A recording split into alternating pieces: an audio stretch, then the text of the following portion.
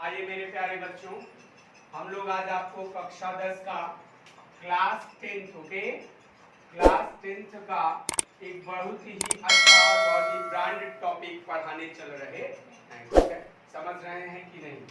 आइए जरा सा देखते हैं क्लास 10 का बहुत ही दमदार सा टॉपिक जिसका नाम है भैया समांतर श्रेणी। ठीक है, समांतर श्रेणी जिसे अंग्रेजी में कहते हैं एपी। क्या कहते हैं? AP means arithmetic progression. ठीक है, अरिथमेटिक प्रोग्रेशन के नाम से जानते हैं। ठीक है, अब जरा सा देखिए, कोई अगर आपसे कहता है सर जी ये अरिथमेटिक प्रोग्रेशन होता क्या है, पहले तो ये आप जानिए कि what is a arithmetic progression. Arithmetic progression क्या है, मुद्दा ये आता है। आप परेशान ना होइएगा, वन बाय वन एक एक करके हर स्टेप आपको मैं समझाऊंगा और आपको सारे स्टेप बहुत ही सिस्टमैटिक ढंग से समझ में आएंगे। देखिए, अरिथमेटिक प्रोग्रेशन का मतलब पहले तो आप ये जानिए श्रेणी क्या होता है। श्रेणी तब आपको पता चलेगा समांतर श्रेणी। श्रेणी को बोलते हैं भैया सीक्वेंस। क्या बोलते हैं? सीक्वेंस। जब आप कक्षा 10 के आगे जाएंगे, 11th में जाएंगे, 12th में जाएंगे, तो यही चीज आपको 3 पार्ट्स में पढ़ना पड़ेगा। कितने पार्ट्स में? 3 पार्ट्स में। एक का नाम होगा एपी, दूसरे का नाम होगा जीपी और तीसरे का नाम होगा एचपी। मतलब एपी पढ़ेंगे, जीपी पढ़ेंगे और एचपी पढ़ेंगे। बट ये आपका 11th एंड 12th क्लास में है। 10th क्लास में ये चीज केवल एक है, ये और ये ज्योमेट्रिक प्रोग्रेशन और हार्मोनिक प्रोग्रेशन, ये दोनों आपके सिलेबस में बिल्कुल नहीं है। अब आइए हम लोग मुद्दे की बात करते हैं और वन बाय वन आपको सारी चीजें समझाते हैं। देखिए भैया, एपी हम उसे कहेंगे जिसका सर्व अंतर सदैव क्या होगा? समान होगा, मींस कॉमन डिफरेंस। याद रखिएगा, एपी हम उसे कहेंगे, लिखेंगे एपी की डिफिनीशन याद रखिएगा, वह श्रेणी जिसका सर्व अंतर समान रहता है उसे क्या कहते हैं भैया? एपी। एपी मींस समांतर श्रेणी कहा जाता, समांतर श्रेणी कहते हैं। That is called arithmetic progression if the common difference are same. अभी नोट मत करिए, कोई भी आराम से बैठे रहिए। जब मैं पूरा बढ़िया से आपको समझा दूंगा, मैं आपको 10-5 मिनट का टाइम दूंगा, आप बढ़िया सुंदर तरीके से अपनी कॉपी में नोट कर लीजिएगा। ठीक है, समझ रहे हैं कि नहीं? आइए देखते हैं, अब आगे की तरफ बढ़ते हैं भैया। जैसे फॉर एग्जांपल हमने ले लिया, आपसे कह दिया भैया 2 है, फिर आगे क्या ले लिया? बोलिए क्या ले लिया? क्या ले लिया? 4। बोलो भाई क्या ले लिया? 4 ले लिया। फिर मान लीजिए हमने 6 ले लिया, फिर हमने 8 ले लिया, फिर हमने 10 ले लिया, फिर हमने 12 ले लिया, dot dot dot dot up to infinity. मतलब ये अनंत तक गया हुआ है। अब अगर आपसे कोई कहे कि सर क्या आप ये बता सकते हैं कि ये एपी है या नहीं, तो इसको चेक करने का सबसे गजब तरीका है कि आप क्या करिए, फर्स्ट इसको बोलते हैं भैया प्रथम पद, और ये हुआ द्वितीय पद, ये हुआ तृतीय, ये हुआ चतुर्थ, ये पंचम और ये षष्ठम, ऐसे आगे की तरफ बढ़ता चला जाता है। तो याद रखिएगा, अगर मैंने अभी क्या बताया, वह श्रेणी जिसका सर्व अंतर समान हो उसे समांतर श्रेणी कहते हैं। जिसका सर्वांतर समान हो, जैसे इन दोनों का अंतर देखिए, इसको बोलते हैं फर्स्ट टर्म, इसको बोलते हैं सेकंड टर्म, इसको बोलते हैं थर्ड टर्म, इसको बोलते हैं फोर्थ टर्म, ऐसे आगे की तरफ बढ़ता चला जाता है। तो याद रखना, सार्व अंतर का भैया फॉर्मूला होता है, सार्व अंतर बराबर होता है T2 माइनस में T1, T2 माइनस में T1। ठीक है, अब बताइए जरा सा, T2 टर्म में यहाँ पर क्या है? 4 है, और T1 टर्म क्या है यहाँ पर? T1 टर्म क्या है जरा बताइए? T1 टर्म यहाँ पर 2 है। बताइए जरा, 4 में अगर 2 जाएगा तो कितना बचेगा? 2 बचेगा। क्या बचेगा? 2 बचेगा। 4 में से 2 गया, 2 बचेगा। ठीक उसी प्रकार अगर हम आगे की तरफ बढ़ जाएं, 6 में 4 को घटाएं, 6 में 4 को घटाइए, कितना आएगा? 2 आएगा। यहाँ पे 4 में 2 को घटाइए, 2 आएगा। 8 में 6 को घटाइए, क्या आएगा? 2 आएगा। 10 में 8 को घटाइए, क्या आएगा? 2 आएगा। 12 में 10 को घटाइए, क्या आएगा? 2 आएगा। मेरे कहने का तात्पर्य अगर आप ध्यान से देखें तो 2, 4, 6, 8, 10, 12, 14, 16, 18, 20 ऐसे आप लिखते जाएंगे। तो आप देखिए सब में दोनों का अंतर दो, दोनों का अंतर दो, दोनों का अंतर दो, दोनों का अंतर दो, दोनों का अंतर दो ही आ रहा है। अगर सबका अंतर समान है तो हम ये लिख सकते हैं कि दी गई जो श्रेणी है, जो दी गई श्रेणी है, these series are called a AP. दी गई श्रेणी एपी कहलाएगी। आप यहां लिख सकते हैं दी गई श्रेणी, आप लिख सकते हैं दी गई श्रेणी क्या है भैया? दी गई श्रेणी क्या है? समांतर श्रेणी है। क्या है?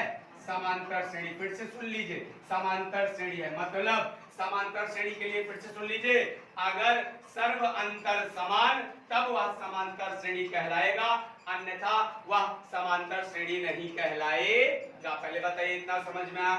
एपी पहचानने का एक मुख्य उद्देश्य है समांतर सर्व अंतर का समान होना। ठीक है, कॉमन डिफरेंस अगर समान है तो हम उसको एपी कहेंगे, अन्यथा हम उसको एपी नहीं कहेंगे। ठीक है, समझ रहे हैं कि नहीं? चलिए इसको नोट करिए, फटाक से जल्दी से नोट करिए। आपने अभी तक इसको देख लिया बहुत ही अच्छे तरीके से। ठीक है, कोई दिक्कत? इसमें समझ में आ गया ना सारी चीजें? एपी क्या है पता चल गया, एपी का पहला स्टेप आपको पता चल गया होगा। अब आइए हम सेकेंड स्टेप पर चलते हैं। आपको हम बताते हैं जनरल समीकरण, जनरल सीरीज, समांतर श्रेणी का जनरल सीरीज क्या होती है। ठीक है, व्यापक रूप क्या होता है एपी का? एपी का व्यापक रूप, व्यापक रूप याद रखना भैया, एपी का व्यापक रूप होता है, उसको हम लोग बोलते हैं, जरा ध्यान दीजिएगा, ए कॉमा क्या होता है बेटा? ए प्लस डी, फिर क्या था? ए प्लस 2d, फिर क्या था? ए प्लस 3d, फिर क्या था? ए प्लस 4d, फिर क्या था? ए प्लस 5d। और आप ऐसे की आगे की तरफ आगे बढ़ते जा सकते हैं। ये एपी का कौन सा सीरीज है? व्यापक रूप है, जिसमें याद रखना बेटा, ये जो ए है ना, ए दिख रहा है ना, ए को बोलते हैं फर्स्ट टर्म। क्या बोलते हैं? First term. क्या बोलते हैं? हिंदी में बोला जाता है इसको प्रथम पद। अच्छा, प्रथम पद क्यों कहते हैं?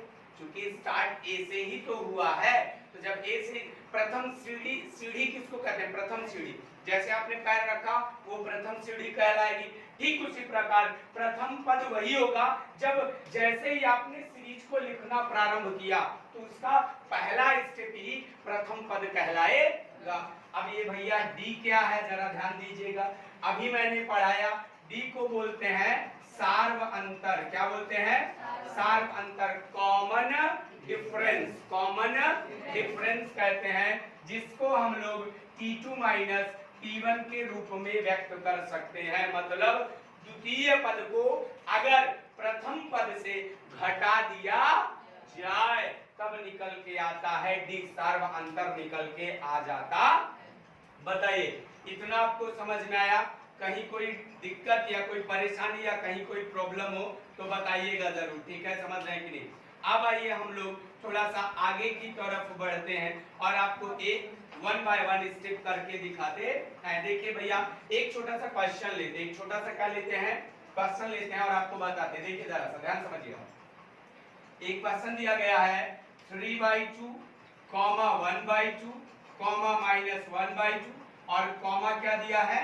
3/2, वो भी माइनस में, और आपको बोला गया है तो इस श्रेणी का प्रथम पद तथा सार्व अंतर बताओ। ये क्वेश्चन आ जाए बोर्ड में। ऐसे क्वेश्चन 1 नंबर के बहुत पूछे जाते हैं। यूपी बोर्ड 2020 में, 2021 में तो पेपर ही नहीं हुआ, आपको पता होगा कोरोना महामारी के कारण। ठीक है, 2020 में इस टाइप का क्वेश्चन आया था, मात्र केवल 1 नंबर का, ज्यादा बड़ा नहीं आता, नहीं तो सोचो 5 नंबर का यही आ जाए। 1 नंबर का था, होगा क्या बताओ जरा? इसको हम क्या बोलेंगे? T1, ये क्या होगा? T2, ये क्या होगा? T3, ये क्या होगा? T4। बताइए यहाँ पर ए को बोलते हैं प्रथम पद। प्रथम पद यहाँ क्या है? प्रथम पद यहाँ क्या है? 3/2 है। क्या है भैया? 3/2। तो यहाँ पर जरा ध्यान दीजिएगा। आइए जरा सा इधर देख लीजिए, a इज इक्वल टू क्या आएगा, a इज इक्वल टू क्या आएगा 3/2। ये पहला आंसर आ गया। इसमें परेशान होने की बिल्कुल आवश्यकता ही नहीं है। a इज इक्वल टू 3/2 मतलब सीरीज का पहला टर्म ही a कहलाएगा। वहां कुछ भी लिखा हो, कुछ भी लिखा हो, पॉइंट में लिखा हो, माइनस में लिखा हो, प्लस में लिखा हो, रेशनल नंबर में लिखा हो, इरेशनल नंबर में लिखा हो, नेचुरल नंबर में लिखा हो, प्राइम नंबर में लिखा हो, व्हाटएवर किसी में भी लिखा हो, अगर पहला टर्म जो है वही आपका a कहलाएगा। अब बताओ भैया d क्या आएगा, d को कैसे निकाला जाता है जरा बताइए। d आपका कैसे निकलेगा जरा बताइए। d आपका कैसे निकलेगा, d निकालने का स्टेप क्या होता है, T2 minus T1, T2 minus, यही तो होता है ना फॉर्मूला, T2 माइनस T1। तो बताइए T2 माइनस T1, बताओ जरा मुझे बेटा, यहाँ पर T2 क्या है, सेकंड टर्म क्या है, सेकंड टर्म है 1/2, यहाँ लिख दीजिए 1/2, माइनस लगा दीजिए फॉर्मूले के अकॉर्डिंग। तो दूसरा टर्म क्या है 3/2 लिख दीजिए।